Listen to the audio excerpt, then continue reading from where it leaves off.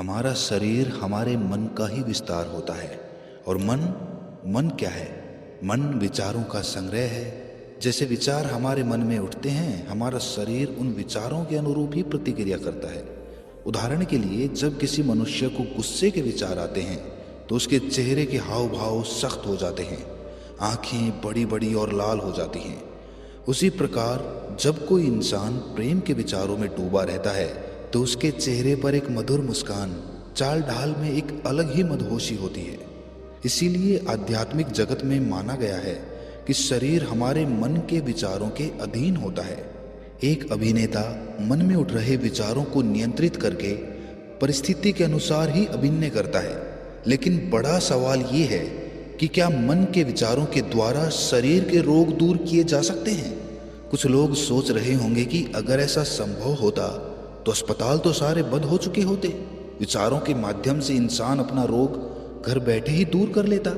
तो इसका जवाब है सही तरीका। उचित विधि भी तो पता होनी आवश्यक है, और फिर उस पर निरंतर अभ्यास भी बहुत महत्वपूर्ण है। तो इस वीडियो में उस विधि के बारे में संपूर्ण जानकारी मिलने वाली है। अंत तक बने रहिएगा। देखिए, सबसे पहले ये समझिए कि सकारात्मक विचारों पर दृढ़ विश्वास करने से इच्छा शक्ति का निर्माण होता है, और अंततः यही इच्छा शक्ति हमारी प्राण शक्ति को बढ़ाने में सहायक सिद्ध होती है। परमहंस योगानंद जी द्वारा लिखित किताब ऑटोबायोग्राफी ऑफ ए योगी, एक योगी की आत्मकथा में एक प्रसंग का उल्लेख किया गया है, जिसके अनुसार लाहिड़ी महाशय अपने शिष्य युक्तेश्वर जी से कहते हैं कि मैं तुम्हें अभी दिखा सकता हूँ कि जिन विचारों पर तुम दृढ़ विश्वास करते हो वही विचार प्रत्यक्ष हो जाते हैं। इतना कहकर लाहिड़ी महाशय जी मौन हो गए। युक्तेश्वर जी कहते हैं कि उस शाम मैं धीरे धीरे चलते हुए अपने वजन को बढ़ाने के बारे में सोच रहा था, और मैं उसी सोच में डूबा हुआ था। मेरी कल्पना इतनी गहरी थी कि मैं अपने बढ़े हुए वजन के शरीर का दृश्य भी देख पा रहा था। फिर वो बताते हैं कि घर आने के बाद मैं गहरी नींद में सो गया। बीमारी की चिंता और तनाव बिल्कुल गायब हो चुके थे। जब अगले दिन मेरी माँ ने मुझे देखा तो घबराकर मुझसे पूछा कि बेटा, तुम्हारे शरीर में सूजन क्यों आई है? युक्तेश्वर जी कहते हैं कि मुझे कोई सूजन नहीं आई थी।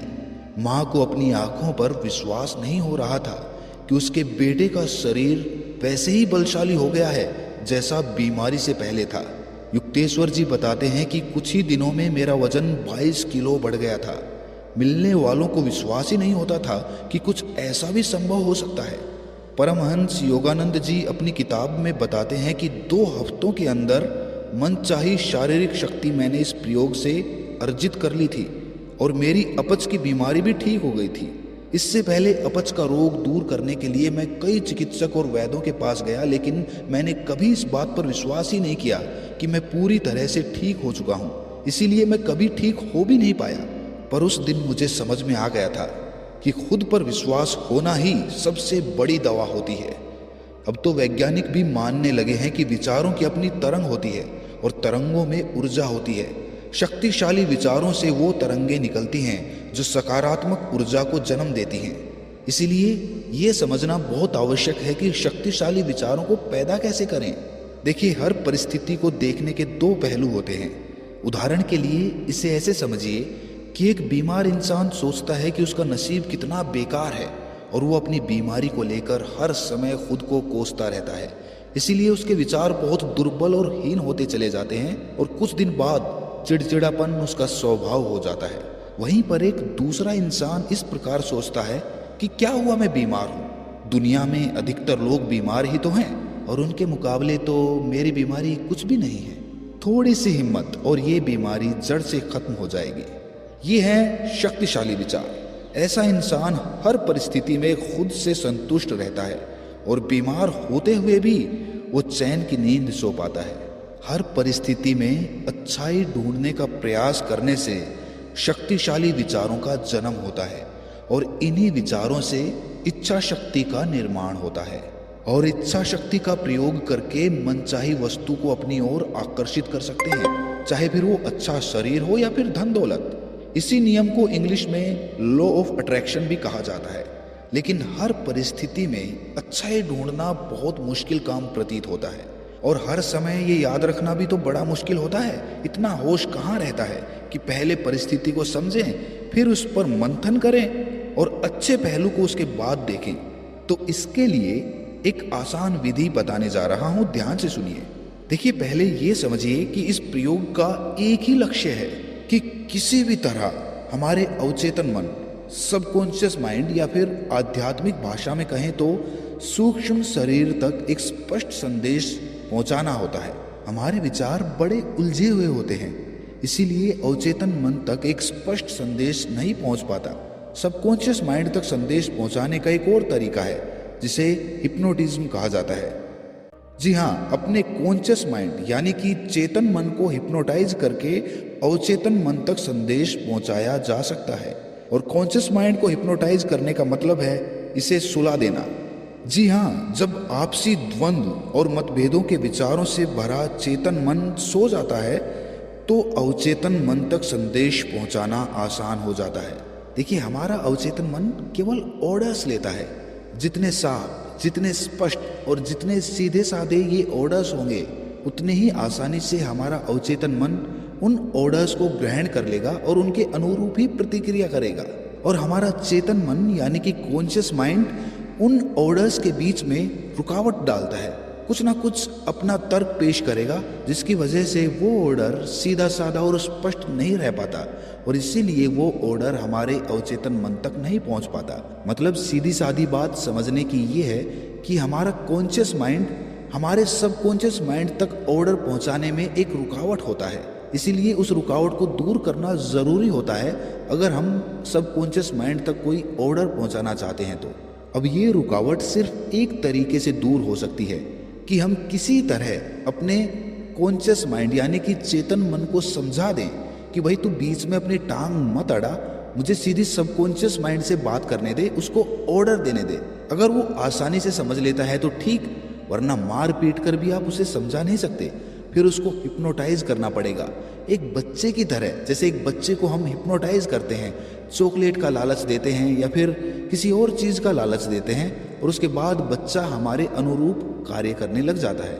उसी प्रकार इस रुकावट को दूर करने के लिए पहले हमें अपने कॉन्शियस माइंड यानी कि चेतन मन को सुलाना होगा। सिर्फ उसको हिप्नोटाइज करके सुलाना ही एकमात्र रास्ता है अपने सबकॉन्शियस माइंड तक पहुंचने का। इसीलिए जब कोई इंसान गहरे ध्यान में होता है तो वो सीधा अपने सबकॉन्शियस माइंड से संपर्क कर पाता है, क्योंकि उसका कॉन्शियस माइंड यानी कि चेतन मन विचार रहित हो चुका होता है। उसमें कोई ख्याल नहीं होते, मन उसका बिल्कुल खाली होता है, यानी कि उसका चेतन मन बिल्कुल सपाट, बिल्कुल खाली होता है, उसकी कोई रुकावट सामने नहीं आती। और उसी समय जब आदमी गहरे ध्यान में होता है तो वो अपने सबकॉन्शियस माइंड से सीधी बात कर सकता है, उसको कोई भी ऑर्डर दे सकता है जिसका अनुसरण उसका सबकॉन्शियस माइंड करता है। और ये भी समझ लीजिए कि सबकॉन्शियस माइंड की ताकत कॉन्शियस माइंड के मुकाबले 5 गुना होती है। अगर आपका चेतन मन 1 हाथी की ताकत रखता है तो आपका अवचेतन मन 5 हाथियों की ताकत रखता है। जो काम हमें खुद के लिए असंभव प्रतीत होते हैं, हमारा सबकॉन्शियस माइंड उन्हें बड़ी आसानी से कर सकता है। अवचेतन मन तक एक स्पष्ट संदेश पहुंचाने के लिए एक आसान सी विधि बताता हूं, ध्यान से सुनना। रात को सोने के समय बिस्तर पर लेटे लेटे एक मंत्र दोहराओ कि मेरा शरीर पूरी तरह निरोगी है, और इस मंत्र को बार बार दोहराते हुए ही सो जाओ। बैकग्राउंड में कोई शांत ध्वनि का म्यूजिक लगा सकते हो जिससे चेतन मन शांत हो जाए और वो सो जाए। ऐसा करने से आपका अवचेतन मन उस कार्य को करने के लिए लग जाएगा जिसका आप संदेश भेज रहे हैं। मात्र 21 दिन के अंदर आप पूरी तरह से बदल जाएंगे, क्योंकि अब आपका अवचेतन मन यानी कि सबकॉन्शियस माइंड दिन और रात पूरी ताकत के साथ काम कर रहा है। वो जब कोई ऑर्डर लेता है तो वो पूरा करके ही दम लेता है। उसके लिए वो सबकॉन्शियस माइंड आपको पूरी तरह से बदल कर रख देगा। अगर आपके शरीर में आलस्य है तो उस आलस्य को दूर करके आपको मेहनत करने के लिए प्रेरित करता है। अगर आप बीमार हैं तो आपके शरीर को स्वस्थ करने के लिए तत्पर हो जाएगा और अपनी पूरी ताकत के साथ आपके शरीर के रोग दूर करने के लिए पूरी मेहनत करने लग जाएगा। और यही वो तरीका है जो बिना कोई दवाई खाए हमारे शरीर के सारे रोग दूर कर सकता है। मुश्किल से मुश्किल बीमारी को ठीक कर सकता है जो बड़े से बड़ा डॉक्टर भी ठीक नहीं कर पाया। लेकिन इस पर पूर्ण विश्वास, पूरी श्रद्धा होना बहुत आवश्यक है, क्योंकि ये पूरा मन का खेल है। मन के द्वारा ही आप अपनी बीमारी को ठीक कर रहे हैं। इसीलिए मन को काबू करने के लिए आपको अपने विचारों पर, आपको अपने मंत्र पर पूरा विश्वास करना होगा और पूरे विश्वास के साथ उस मंत्र का बार बार अपने मन के अंदर उच्चारण करना होगा। आखिर में बस यही कहना चाहता हूँ कि स्वस्थ रहें, निरोगी रहें और ऐसी ही वीडियोस देखने के लिए इस चैनल को सब्सक्राइब करके नोटिफिकेशन बेल को ज़रूर प्रेस कर दें। तो मिलते हैं अगली किसी इन्फॉर्मेटिव वीडियो में, तब तक के लिए अपना ख्याल। दुनिया में संकट के समाधान के लिए एक